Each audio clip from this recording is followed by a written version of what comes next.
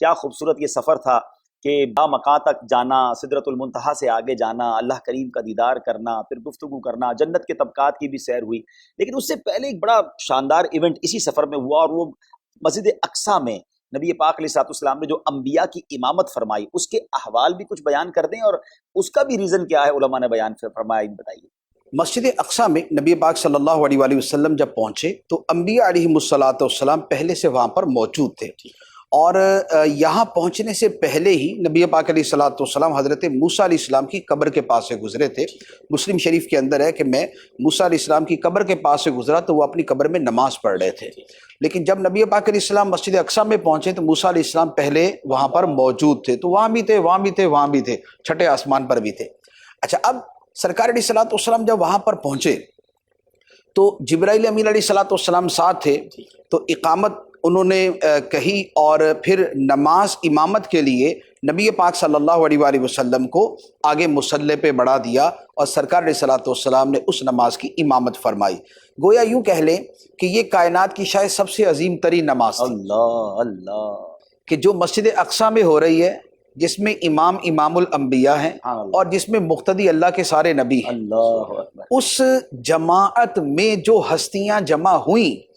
ایسی ہستیوں کا اجتماع، اور ایسا اجتماع اور بصورت نماز اجتماع جو ہے وہ کائنات میں نہ پہلے کبھی ہوا اور نہ اس کے بعد کہیں کسی روایت کے اندر ملتا ہے۔ تو نبی پاک صلی اللہ علیہ وآلہ وسلم نے وہاں پر امامت فرمائی۔ اچھا، امامت کا معاملہ یہ ہے کہ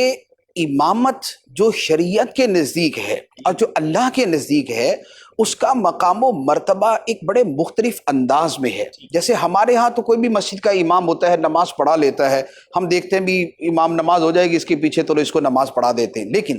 نبی پاک علیہ الصلوۃ والسلام کی بارگاہ میں اور اللہ کے ہاں جو امامت کا معاملہ ہے وہ بڑا عظیم ہے۔ آپ اس کو یوں سمجھ لیں کہ جب سیدنا صدیق اکبر رضی اللہ تعالی عنہ کو خلیفہ چنا گیا سرکار علیہ الصلوۃ والسلام کے وصال مبارک کے بعد، تو صحابہ کرام نے آپ کی خلافت کے اوپر کیا دلیل بیان کی تھی؟ دلیل یہ بیان کی تھی کہ آقا کریم علیہ الصلوۃ والسلام اپنی ظاہری حیات میں جب کہیں تشریف لے جاتے تو امامت کے لیے ابو بکر صدیق رضی اللہ تعالیٰ عنہ کو کھڑا کرتے تھے،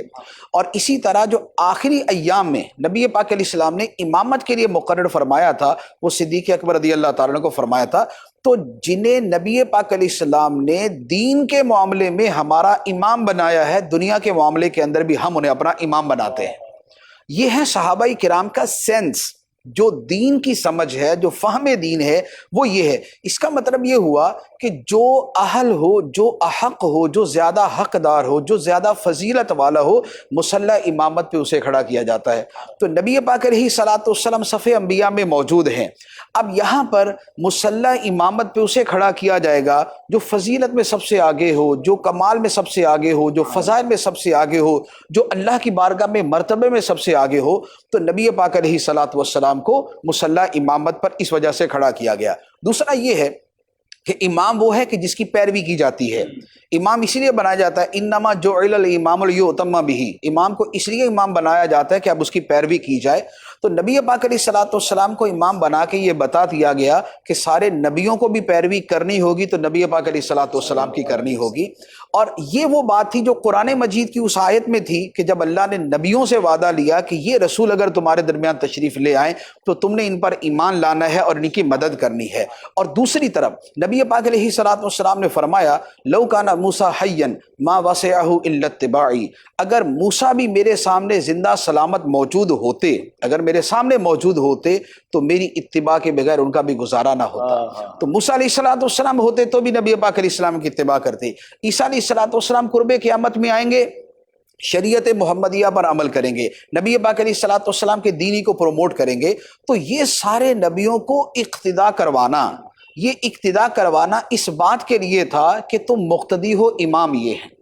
تم پیچھے چلو گے اور تمہارے آگے آگے یہ چلیں گے۔